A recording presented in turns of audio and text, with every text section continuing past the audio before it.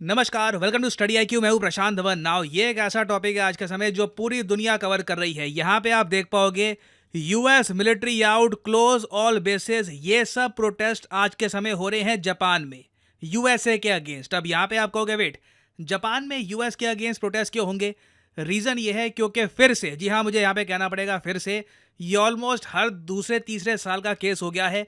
एक US military के जवान पे आरोप लगे हैं कि इसने एक नाबालिग लड़की का बलात्कार किया है जापान में। यहाँ पे आप देख पाओगे इस पर बीबीसी, सीएनएन, दुनिया भर का मीडिया इस पे आर्टिकल्स पब्लिश कर रहा है। US soldier charged in Japan for rape of minor. और ये देखिए बहुत ज़्यादा कंसर्निंग बात है। और मुझे पर्सनली, मैं जब भी इसके बारे में पढ़ता हूँ ना, ऐसे केसेस के बारे में, जापान के लिए जेन्युइनली बुरा लगता है क्योंकि इस प्रॉब्लम के बारे में ये लोग कुछ कर नहीं सकते।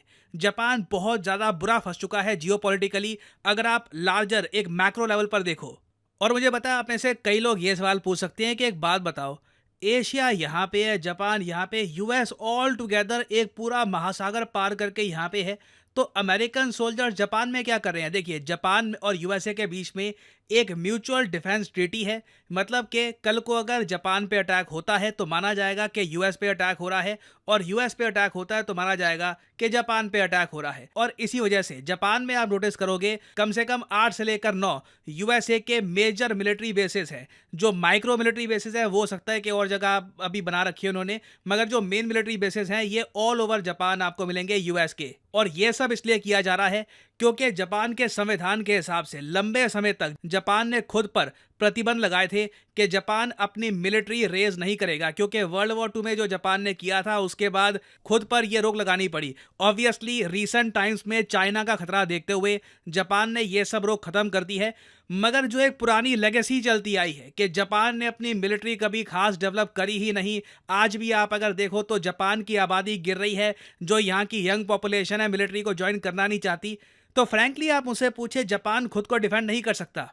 जापान से आज के समय यूएस मिलिट्री को आप हटा दो और जो ये मिलिट्री पैक्ट है इसको रिमूव कर दो, चाइना बहुत आसानी से जापान के बहुत सारे जो टापू हैं इनको कब्जा लेगा। जापान कुछ ज़्यादा रेजिस्टेंस दिखा नहीं पाएगा। इनको वापस आप कह लीजिए एक मिलिट्री बिल्ड करने में कल्चरल चेंज चाहिए होगा, जो लाने में हो सकता है कि 1-2 दशक लग जाएं। तो अब आप समझ सकते हैं मैंने ये क्यों कहा कि मुझे जापान के लिए बुरा लगता है, क्योंकि यूएसए के सोल्जर्स को अपनी धरती पर रखना ये इनके लिए मजबूरी है। चाहे जापान में आज के समय आप कह लीजिए नेशनलिज्म बढ़ रहा है, फार राइट ग्रुप्स बढ़ रहे हैं, बट इन दी एंड जो कड़वी रियलिटी है ये चेंज नहीं होगी। और इस सब का सबसे बड़ा विक्टिम पता है कौन रहा है? जापान का आम आदमी। मैं आपको एक स्टैटिस्टिक बताता हूं, आप सुन के हैरान हो जाओगे। 1972 से लेकर 2009 का डेटा अगर हम देखें तो यूएसए के सर्विसमैन, जो यूएस सोल्जर्स डिप्लॉयड रहते हैं जापान में, इन्होंने 5,634 क्रिमिनल ऑफेंसेस किए हैं। इसमें 25 तो है जी मर्डर, 400 के आसपास बर्गलरीज, किसी अमीर आदमी के घर में घुस गए, चोरी कर ली, जी हाँ ये भी केसेस सामने आए हैं। 25 आर्सन्स, बिल्डिंग जला दी। 127 रेप केसेस सामने आए हैं। जी हाँ, इसके बारे में आप अगर पढ़ना चाहें तो द गार्डियन का 13 साल पुराना एक आर्टिकल है, the second battle of Okinawa looms as China naval ambitions grow. इस आर्टिकल में बताया गया कि एक तरफ जापान के सामने चिंता है कि चाइना का खतरा बढ़ता जा रहा है, दूसरी तरफ प्रॉब्लम यह है कि यूएस सोल्जर्स की जो इमेज है जापान में ये बहुत ज़रा खराब है। इधर आप देख पाओगे ये जो 127 रेप केसेस हुए हैं bye US soldiers in Japan, ये तो मैं उनकी बात कर रहा हूं जो प्रूव हुए हैं। कई रेप केसेस ऐसे भी रहे हैं जो यूएस गवर्नमेंट के प्रेशर में बिल्कुल दबा दिए गए, कभी मीडिया में कभी और जगह उस पर बातचीत हुई नहीं। और वैसे इनमें से सबसे ज़्यादा एक भयानक केस सामने आया था 1995 में, जब 3 यूएस सोल्जर्स ने जापान में एक 12 साल की लड़की का बलात्कार कर दिया था। मैं अगेन ये कहूँगा, ये कोई वन ऑफ केस नहीं देख रहे आज के समय हम 2024 में।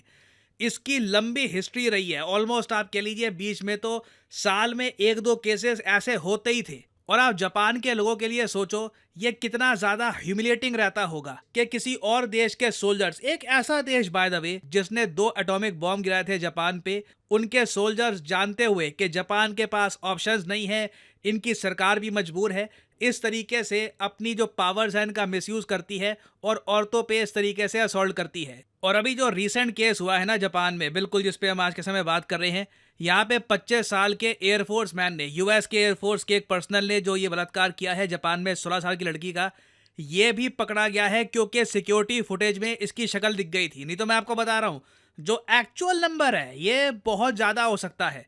मैं वर्ल्ड वॉर 2 के बाद की कहानियां यहाँ पे कवर नहीं कर रहा कि किस तरीके से जापान की सरकार ने ब्रोथल्स ओपन किए थे, वो आपको बताना स्टार्ट कर दिया। हो सकता है कि कई लोग ये पूरी वीडियो देख भी ना पाएँ। बहुत ज़्यादा खराब हिस्ट्री है, वो डार्क जगह पे मैं जाना नहीं चाहता। History is very depressing sometimes. मगर यहाँ पे आप मुझसे ऑब्वियसली ये पूछोगे कि फ्यूचर की बात करते हैं। हिस्ट्री छोड़ो, फ्यूचर में हमको ये बताओ कि जापान क्या कर सकता है कि ऐसे केसेस ना आए। अब देखो, मैं एक बात बताता हूँ, कभी कभी ना ऐसी प्रॉब्लम्स होती हैं जिनका सॉल्यूशन समझ नहीं आता क्या हो सकता है। मैं जापान की सोसाइटी देखता हूँ तो एक अजीब सी सोसाइटी दिखती है। एक ऐसी सोसाइटी जहाँ पर मेल फीमेल पॉपुलेशन बच्चे पैदा नहीं करना चाहती, फैमिलीज ग्रो नहीं करना चाहती, इसलिए पॉपुलेशन में एक मैसिव डिक्लाइन आ रहा है। फिर इनका जो यूथ है उनसे पूछो कि आप मिलिट्री को ज्वाइन क्यों नहीं करते, तो वो 10 बहाने बता देंगे कि मिलिट्री में देखिए बहुत काम होता है, मिलिट्री कौन ज्वाइन करे, हम तो रिलैक्स करेंगे, हम तो एक कैजुअल जॉब चाहिए हमको। और जब इनसे बोलो कि चाइना अग्रेशन कर रहा है, तो मैं आपको बता रहा हूँ इनका यूथ इतना ज़्यादा, मैं यहाँ पे वर्ड यूज़ करूँगा देसी लैंग्वेज में, ढीला हो चुका है कि इनके यहाँ के खुद के यंगस्टर्स कहते हैं कि वो तो जी जापान ही आज के समय ऐसा कुछ कर रहा होगा जिससे चाइना गुस्सा हो जाए, नहीं तो चाइना हमको बिना वजह अटैक क्यों करेगा। कंफर्ट, आराम की इनको इतनी आदत लग गई है कि रिसेंटली ना जापान की मिलिट्री को अपने रूल्स चेंज करने पड़े। इनको ये कहना पड़ा कि जो हेयर स्टाइल रखना है रखो, नहीं तो इससे पहले जापान की मिलिट्री में रूल था कि बज कट के साथ ही आप मिलिट्री में सर्विस करोगे। मगर जापान में जिस तरीके से ट्रेंड है, लड़के वो एनिमे वाले या फिर बीटीएस वाले हेयर स्टाइल करते हैं, कोरियन जापानीज उनके यूनिक हेयर स्टाइल होते हैं। तो जापान मिलिट्री ने कहा कि जैसे बाल रखने हैं रखो, देश की सेवा करने के लिए तो आओ मिलिट्री तो ज्वाइन करो, क्योंकि ओवरऑल रिक्रूटमेंट बहुत ज़्यादा कम है। जापान के जो लोग हैं अपनी देश की रक्षा के लिए मिलिट्री को ज्वाइन ही नहीं करना चाहते। तो अगर जापान को इस प्रॉब्लम से बाहर निकलना है, मुझे तो यहाँ पे साफ साफ बोलना पड़ेगा, एक कल्चरल रेवोल्यूशन चाहिए होगा इनके। पूरे देश का कल्चर बदलो, मेंटेलिटी बदलो लोगों की। देश में एक पेट्रियोटिज्म का भाव होना चाहिए उनको, एक प्राउड फीलिंग आनी चाहिए कि हम लोग जापानीज हैं, हम अपने कंट्री की रक्षा करेंगे। वो जब तक होता नहीं है तो यूएसए पे जो इनकी डिपेंडेंस है ये बढ़ती रहेगी और ऐसे केसेस होते रहेंगे। अमेरिकन सोल्जर्स को एक फीलिंग आती है प्रिविलेज की कि जापान की प्रोडक्शन हमारे पर ही बेस्ड है, और काफ़ी बार वो लोग अपनी पावर का मिसयूज़ करेंगे इस तरीके से। तो ये केसेस बढ़ते रहेंगे अनलेस जापान कोई फंडामेंटल चेंज करता नहीं है अपनी सोसाइटी में। और फाइनली आप लोगों से यहाँ पे मैं एक सवाल पूछूंगा। जूलियन असांज, ये नाम आजकल काफ़ी न्यूज़ में है। आपको बताना है कि जूलियन असांज किस देश के नागरिक हैं। जी हाँ, किस देश के ये सिटीजन हैं। एक आराम से सोचकर जवाब देना। ये है यहाँ पे आपकी ऑप्शंस, यूएस, स्वीडन, ऑस्ट्रेलिया या फिर यूके। कमेंट सेक्शन में करिए उत्तर। जो लोग सही आंसर देंगे उनकी कमेंट को मैं हार्ट दे दूंगा ताकि बाकी लोग समझ पाएं कि सही आंसर क्या है।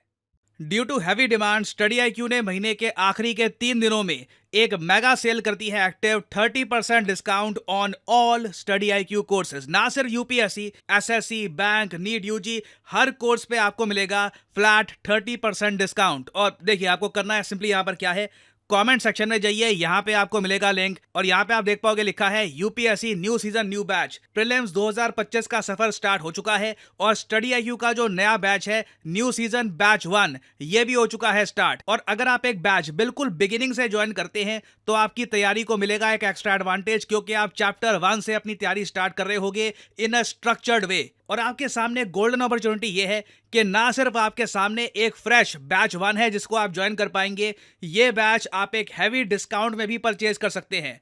तो सिंपली यहाँ पे आपको क्लिक करना है, ये लिंक आपके सामने खुल जाएगा ये पेज। अगर आप वैसे मोबाइल फोन पे हैं तो स्टडी IQ की जो ऐप है गूगल प्ले स्टोर से ये आप कर सकते हैं डाउनलोड। और यहाँ पे आप देख पाओगे लिखा है स्टडी IQ P2I कोर्स। जो प्राइस यहाँ पर लिखा है, obviously don't pay this price. ये जो कोड्स यहाँ पे लिखे हैं ना, यहाँ पर ये डालोगे आपको मैक्सिमम डिस्काउंट नहीं मिलेगा।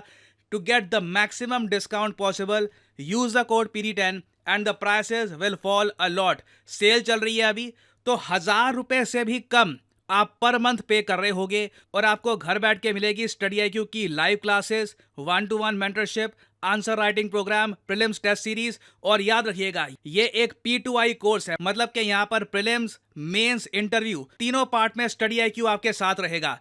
प्रीलिम्स जैसे ही आपका क्लियर होता है, स्टडी IQ आपको एक ऑप्शन देता है कि अगर आप चाहते हैं आप दिल्ली आ सकते हैं, स्टडी IQ के साथ तैयारी करिए। मेंस की आपके रहने का खर्चा, खाने का खर्चा ये उठाएगा स्टडी IQ। इंटरव्यू तक we will completely support you under this course. तो आपके पास गोल्डन अपॉर्चुनिटी है 27 से लेकर 30 जून तक की। इस टाइम फ्रेम में आप स्टडी IQ का P2I बैच 1 ज्वाइन करते हैं, आपको मिलेगा heavy discount. So use the code PD10 and save money. इसी नोट के साथ ये है वीडियो का अंत। Thank you for listening and as I always say, may the gods watch over you.